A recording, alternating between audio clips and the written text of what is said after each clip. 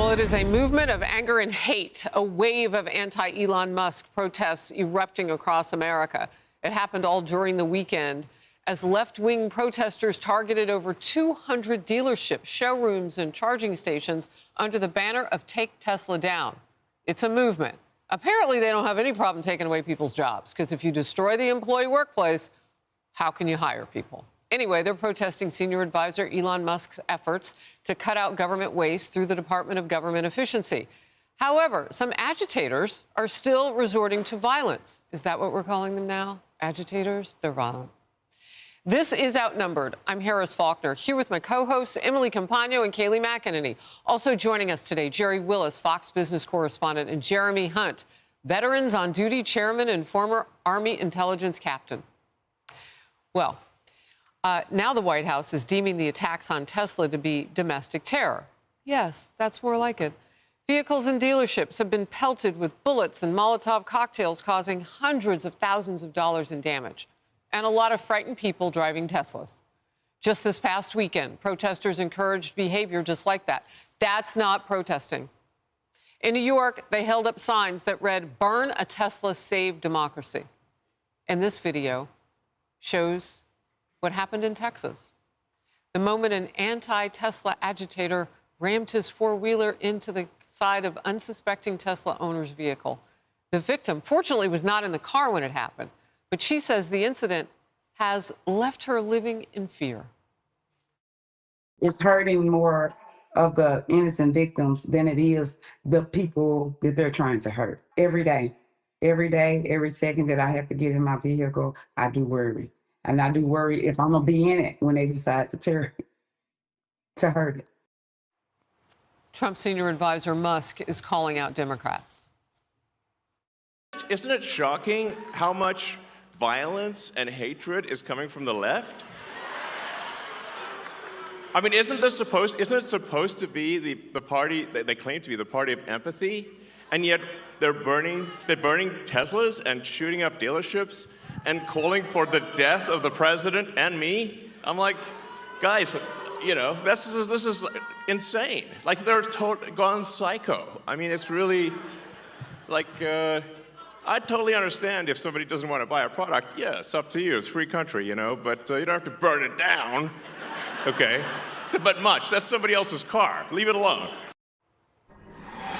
Look, a bit of levity there. We could all use it around this topic, but I'm just going to start calling it the Democrat-owned protest at this point. And it really isn't protesting. It is domestic terrorism, setting stuff on fire, blowing stuff up. I couldn't agree more. That's exactly what it is. And where is the Democrat leadership? That's exactly right. And say, look, this is not who we are. They're owning it. Be doing that. There's no ownership of that. Where is Hakeem Jeffries? I mean, you see him. He's on socials all the time. There's a photo op. He's there. But when it comes a time for actual leadership, to actually call out his own party and say, hey, look, this is not what we should be doing, he's nowhere to be found. I mean, so that tells me that they have a lack of leadership and really a lack of any integrity to stand up and say this is unacceptable. And that's what Democrat leaders need to get their head around right now. Well, and Emily, again, I'm not going to wait for them to take responsibility. We'll just call it the Democrat-led, because if you don't try to change something, what are you doing? You're choosing it. And the other thing is, if there's not a deterrence, then people will continue doing this. So I want to dig into a little bit about your point about domestic terrorism. Let's take Washington State, for example, that enjoys sort of a self-identification as radicals, but really what they are domestic terrorists.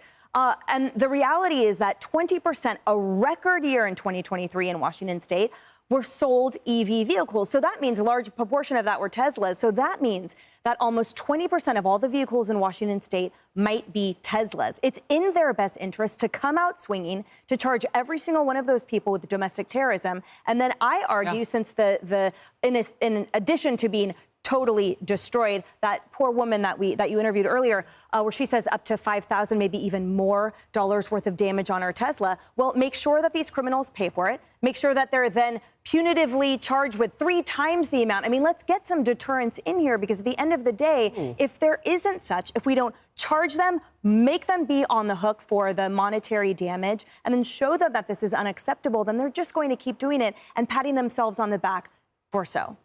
All right, you mentioned Hakeem Jeffries. Former Democratic House Speaker Nancy Pelosi and House Minority Leader right now. I'm sure he'd love the Speaker job if he could get his hands on it. Hakeem Jeffries were at a loss for words when chased down for a comment about the violence against Elon Musk and Tesla. Tell us what you think about what's happening with the Tesla products, the violence at the dealerships. What's your take on the situation? Sorry, I'm a little bit late here right now. What's your take on it? Do you denounce the violence? Well, she's late in a lot of ways. Could you imagine if Mike Johnson was run down or John Thune was run down and they said, what do you think about the burning of a business of a liberal? And they just turn their head. I mean, these are people driving in their vehicles I've seen. And then, people try to hurt them, you saw Force that them off the four-wheeler, road. force them off Yep. the road. And then Yep. that, stationary vehicle that incurred all that damage from that four-wheeler there. It's insane that they won't call this out. So too are the protests themselves insane. I watched video of one in Manhattan. These protesters had these coffin-shaped posters. And on these coffin-shaped posters, they were laying down, like faking death. And the coffin-shaped posters had these messages: killed by the system 2025. Well, you weren't killed. You're alive and you're protesting with coffin-shaped posters. Death by Doge bite. I guess points for creativity there. Doge bite. Musk made Trump out Social Security. Not sure what that one means. NIH cuts cancer research. Medicaid cuts killed me. Didn't kill you. You're still alive. And RIP Medicaid. Rest in peace, Medicaid. Devoid of facts. Elon Musk came out about this Manhattan protest and said, I've not cut Medicaid, Social Security, unless you consider cutting fraud out of these programs, which saves the system, cutting them. They have not cut benefits for anyone. But where are the facts from these protesters? Shame on anyone promoting these protesters, and shame on the liberal media for suggesting Elon Musk was doing a Nazi hand signal when he was not. You have demonized this man, and the outgrowth of that has been violence. Yeah, but you know that liberals often like to compare everything to slavery and the Holocaust. Of course I mean, they do. as if those points in history were not horrific enough and deserve their own lane and respect. Exactly. I mean, it's unbelievable, their lack of imagination. Jerry, let's talk just money here. Yes. When you talk about the earth cutting that goes into making an EV, right, for that battery. Oh, yeah, and the car absolutely. blows up. Emily alluded to this. Even if you didn't have to pay for the shell of the car, those batteries are very expensive. We don't even have, in this country, a lot of the materials to make them. So we have to buy more through China.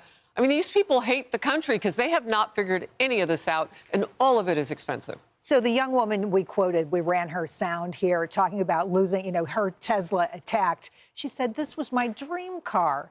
And you said $5,000, $7,000 worth of damage, probably more.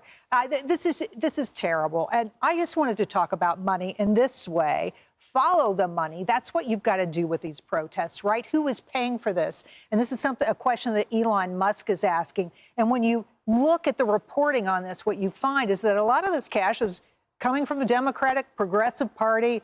It's coming from people who are liberals. Is George Soros on that list? Did not see George Soros' name, but there is an organization called, get this, the Climate Defenders. They want to protest Elon Musk's Tesla. Who are they funded by?